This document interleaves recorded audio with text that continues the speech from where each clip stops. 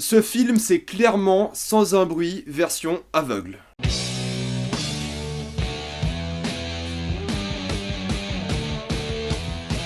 Bird Box. Comme d'habitude, ce qui a juste indiqué dans le titre de la vidéo, il n'y aura pas de spoiler, jusque là vous êtes tranquille, après on va tout spoiler. C'est incroyablement difficile de faire une critique avec les yeux bandés. Franchement, c'est assez insupportable. J'avais dit dans ma dernière vidéo que c'était la dernière critique de l'année, ma critique à chaud dans l'Empereur de Paris, sauf que j'avais complètement oublié la sortie Netflix de Bird Box. Du coup, je me sens un peu obligé de parler de Bird Box parce que déjà, j'aime bien faire les critiques de films Netflix. C'est un truc que je fais tous les samedis presque quand il y a quelque chose à critiquer. Mais c'est un concept intéressant parce que vous savez, dès qu'il y a un gros film dans l'industrie qui sort avec un concept intéressant, type Sans un bruit, bah il y a plein de petites copies qui sortent à différents intervalles. Et je suis assez étonné à la vitesse à laquelle est sorti ce film. C'est peut-être une coïncidence que les deux étaient produits en même temps, mais vu la gueule de Bird Box, il y avait clairement moyen de faire ce film en moins de 7 mois. Déjà, il y a quasiment pas d'effets spéciaux, il n'y a pas vraiment de décor non plus, du moins il y en a très peu, c'est un film qui est faisable en 7 mois. Bird Box, c'est l'histoire de ce monde post-apocalyptique où on peut pas regarder quoi que ce soit. Parce que dehors, il y a une sorte de créature ou plusieurs créatures, on sait pas trop, c'est plus une entité métaphysique qui fait suicider les gens. Si vous regardez la créature, vous suicider. Il y a une sorte de jeu sur le fait que la créature représente vos plus grandes peurs, vos plus grandes craintes dans la vie, mais c'est jamais plus que ça. En gros, c'est juste une excuse pour vous dire que faut pas regarder dehors, et tout le film est autour de ce concept de ne pas regarder à l'extérieur. Par contre, à l'intérieur, tu peux regarder, et c'est jamais vraiment expliqué pourquoi à l'intérieur tu peux regarder. Il y a une sorte d'excuse par rapport à une sorte d'arme biologique, par exemple, mais c'est juste une excuse pour que le film se passe comme ça. Mais jamais ils expliquent vraiment pourquoi à l'intérieur tu peux regarder et pas à l'extérieur. Bref, c'est juste l'excuse pour avoir le film en général, et c'est un film que je trouve intéressant parce que d'un côté, il y a toute cette partie post-apocalyptique qui se passe dans le futur, où la société a été anéantie, et t'as toute la partie qui se passe au début, où la société commence à être détruite petit à petit. Et il faut dire une chose, c'est que la première partie où on est au début de l'histoire de cette apocalypse est vraiment pas intéressante et limite un peu bâclée, pour plusieurs raisons, mais ça se voit que c'est cheap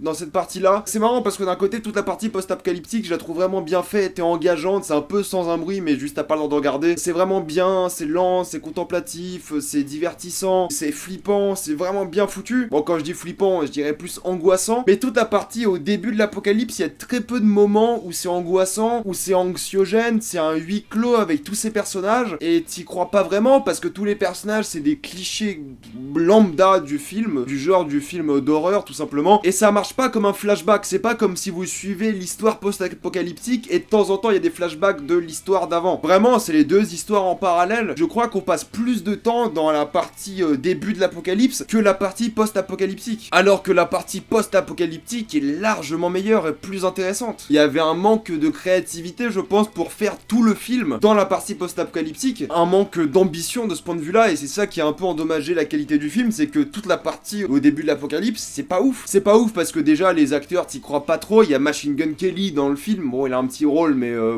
le mec, c'est pas spécialement un bon acteur. Il y a John Malkovich dans le film qui représente un peu ce personnage très trumpiste. Il a même un monologue dans le film en disant que pourquoi on devrait s'ouvrir au monde, on pourrait rester là, on est bien, on a tout ce qu'il faut, on n'a pas besoin d'autres gens, on devrait pas les aider. Enfin, il représente Trump, c'est clair et net. De manière un peu forcée, c'est raciste, homophobe, mais sans vraiment le dire. À un moment, il dit une phrase du style, c'est pas parce que t'es homosexuel que je t'ai fait ça, en parlant à propos d'un autre personnage. C'est Trump, du coup, c'est une grosse caricature de ça, mais c'est pas le but du film. Le but, c'est pas d'être une satire politique ou une critique sociale. Le but, ça aurait dû être comme Sans un bruit, raconter une histoire avec un concept intéressant. Mais c'est pas vraiment ça. Dans la partie huis clos, il y a un personnage qui s'appelle Olympia, qui est un personnage enceinte qui a une sorte d'importance pour l'histoire. D'ailleurs, Sandra Bullock et ce personnage-là ont rôle la plus grosse importance parce que c'est plus un film qui parle de maternité et vraiment des conflits et des problèmes d'être enceinte et d'avoir un enfant et de l'accepter, et c'est ça qui va être le cœur du film. Et c'est un peu dommage parce que du coup, t'as l'impression que le concept est un peu, on va dire, dégradé par cette thématique-là. C'est un peu paradoxal parce que du coup le concept marche bien, mais il marche mieux parce qu'il y a cette histoire de maternité intégrée au film. Mais d'un autre côté, tu dis que ça aurait pu aller plus loin et ça aurait pu juste parler de maternité dans le monde post-apocalyptique avec quelques flashbacks, plus que vraiment avoir tous ces personnages clichés pas intéressants entre le toxico. Il y a une vieille qui est dans cette baraque en mode huis clos avec eux, qui est là depuis le début et qui apparaît qu'à un moment important. J'avais oublié qu'elle était dans le bâtiment avec eux. Il y a un autre personnage qui intervient, j'en parlerai en spoiler de comment et pourquoi, et qui change un peu la donne et qui qui rend justement le passé plus intéressant. Mais sinon, tous les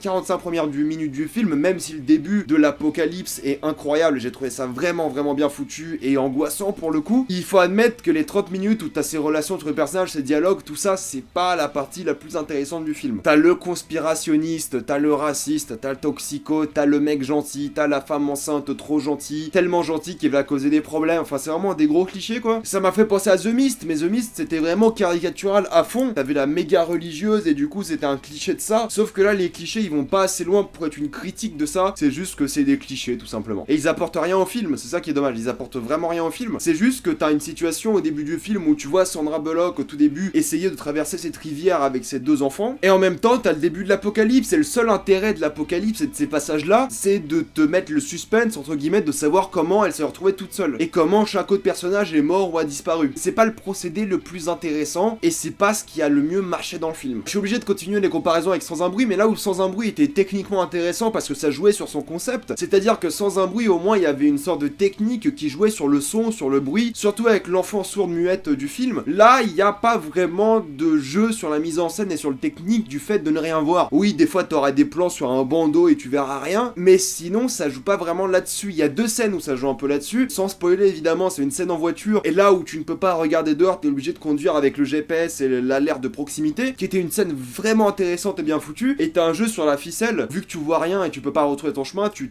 trimbales avec toi une ficelle pour savoir où t'es allé et d'où tu viens. Et il y a un jeu sur la mise en scène à ce moment-là sur la ficelle, mais c'est une petite scène et ça joue pas plus que ça là-dessus. Donc c'est dommage que techniquement il n'y ait pas eu l'ambition de faire ça. C'est pour ça que je pense que c'est un peu une copie de Sans un bruit sorti vite, parce que il n'y a pas l'ambition derrière, il n'y a pas la créativité derrière pour que ça fasse un film mémorable. Là où Sans un bruit était tellement efficace, même si le film était pas parfait, était tellement efficace et bien foutu dans son concept, qu'il ressortait du tas. Là, ça fait vraiment copie de Sans un bruit, et c'est un peu dommage. Parce que le film aurait très bien pu marcher tout seul en mode post-apocalyptique avec l'idée de maternité et l'idée de famille, ça aurait pu bien marcher. Mais le film est handicapé un peu par son passé, le début du post-apo et tous ces personnages un peu clichés et auxquels tu t'attaches pas vraiment. Même si j'aime beaucoup la symbolique du titre Bird Box, c'est vrai que techniquement, même la photographie, ça se voit que le film est fait à l'arrache parce que c'est pas très bien éclairé et il n'y a pas vraiment de travail de mise en scène, de cadre, enfin c'est fait à l'arrache. Ça veut pas dire que c'est un mauvais film, moi j'ai passé un bon moment devant et je le recommanderais même à certains moments parce qu'il y a des bonnes choses à chercher, voire de très bonnes choses à chercher. J'en parlerai en spoiler parce que c'est là qu'elles le sont à mon goût. Mis à part pour quelques moments Lovecraftiens, le film est malheureusement pas assez mémorable je trouve, et va faire partie de ces films Netflix oubliables avec un budget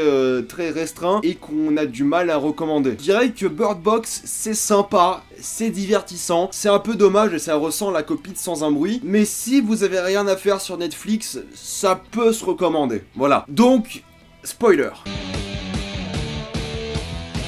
Le début, j'ai adoré, avec sa sœur qui se suicide sur le camion, tout le monde, toute la société qui commence à se suicider parce qu'il commence à voir ces monstres dans la nature. C'est une scène qui était vraiment angoissante, qui marchait vraiment bien. C'était brutal, la dame qui se tape la tête contre la vitre jusqu'à en voir son cerveau, sa sœur qui fait un accident de voiture parce qu'elle veut se suicider. C'était un début vraiment qui m'a mis en haleine et je me suis dit putain le film va être incroyable. Et après on perd 30 minutes avec tous ces personnages dans cette baraque et c'est pas vraiment intéressant. J'ai beaucoup aimé les créatures, ça m'a fait penser de une à Lovecraft, les personnes qui perdent la tête en regardant les créatures, ou qui se suicident, ou qui deviennent complètement folles, ou justement les fous qui sont acceptés par cette nouvelle forme de société que sont ces monstres-là. Ça m'a fait penser à Metro 2033 forcément, et 2034 avec les Black Ones entre guillemets. Ça fait penser un peu à ces monstres-là de nouvelle étape de l'évolution, et c'est là que je vois le potentiel d'un film Metro 2033, même si le film a été annulé parce qu'il était prévu à la base, mais il a été annulé parce que les producteurs voulaient le faire à Washington. Faire Metro 2033 à Washington, quelle grosse blague. Je vais pas lancer le débat là-dessus, mais c'est une bonne chose qu'ils aient annulé le film. Et c'est vrai que la scène du supermarché, ça m'a fait penser à The Mist, justement, où ils préfèrent rester dans le supermarché parce que c'est là qu'il y a le plus de bouffe. Mais le sacrifice de Charlie, par exemple, le conspirationniste et qui écrivait son bouquin, t'y croyais pas trop spécialement parce que tu t'en fous du mec, quoi. Du coup, quand il se sacrifie, bah ça te fait rien du tout. Genre vraiment, ça te fait rien du tout. Il se sacrifie, il meurt et puis c'est comme ça. Et j'ai beaucoup aimé l'idée que le fou qui arrive à s'intégrer dans la maison, il joue assez bien un jeu d'acteur pour ne pas paraître fou. J'ai beaucoup aimé ces dessins qui faisaient vraiment Lovecraft, qui faisaient vraiment créature, on va dire métaphysique, que tu veux pas remarquer, mais que t'essaies quand aime de dessiner et d'écrire et la manière dont lui il voit ses créatures. Donc t'as tout ce changement avec la société qui change et qui est dominée par les fous parce que c'est les seuls pas atteints par les créatures. Et du moment où le mec a réussi à s'intégrer dans cette maison et faire semblant de pas être fou pour justement déstabiliser la maison et montrer et tuer les gens en leur montrant les créatures de l'extérieur, bah ça marchait bien parce que là tu sentais le stress et tu sentais l'angoisse justement de ce huis clos. Mais au début t'avais pas l'angoisse de ce huis clos et ça posait problème. Et comme dans Sans un bruit, les accouchements sont expédiés de manière assez rapide et les accouchements durent 5 minutes, mais c'est vrai que c'était vraiment déstabilisant avec ce fou dans la maison d'avoir un bébé parce que là tu sentais la vraie menace du mec et là il faisait vraiment peur parce que t'es impuissant face à ce bébé et le moment où Olympia se suicide, elle a son bébé dans les mains et tu stresses pour le bébé parce qu'il vient de naître et t'as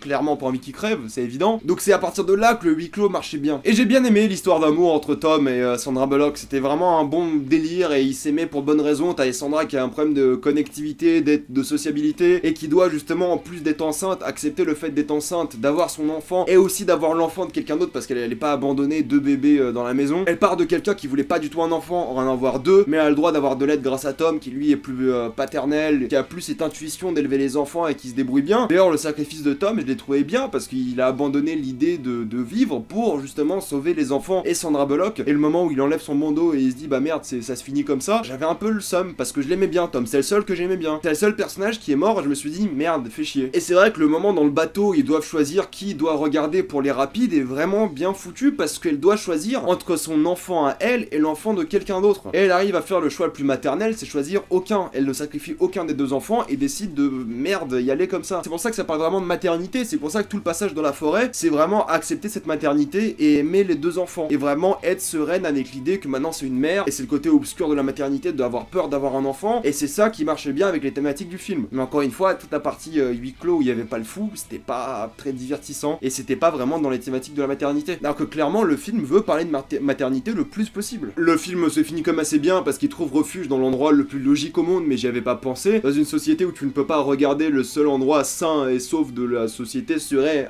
une école pour aveugles. Et c'était assez chou comme moment de se dire que voilà, c'est ces gens-là maintenant qui sauvent la société, alors que dans notre société, ces gens-là sont incroyablement handicapés et pénalisés, pas tout le reste du monde, parce que c'est impossiblement difficile de vivre dans un monde comme ça, surtout quand t'es aveugle. Et c'était un beau message assez chaleureux, même si je trouve que voir la médecin qui s'est occupée de Sandra Bullock quand elle était enceinte il y a 5 ans ici, c'était un peu forcé le côté, la thématique de la maternité. Ça restait quand même une fin assez chaleureuse et bien foutue et mignonne. Et au final, assez optimiste, donc c'est bien. Bah, Bird Box, voilà, c'est divertissant, mais sans plus, c'est assez oubliable malheureusement, mais ça se laisse regarder. Donc si vous avez aimé Bird Box, mettez-moi ça dans les commentaires, si vous avez adoré ou détesté d'ailleurs. Si vous aimez la chaîne, pensez à vous abonner pour plus de vidéos. Si vous aimez vraiment la chaîne, pensez à me soutenir gratuitement en regardant une petite pub grâce au lien dans la description et dans le commentaire épinglé. Si vous voulez des critiques exclusives, suivez-moi sur Instagram, suivez-moi sur Twitter pour toutes les news, et moi je vous dis à la prochaine fois, salut à tous.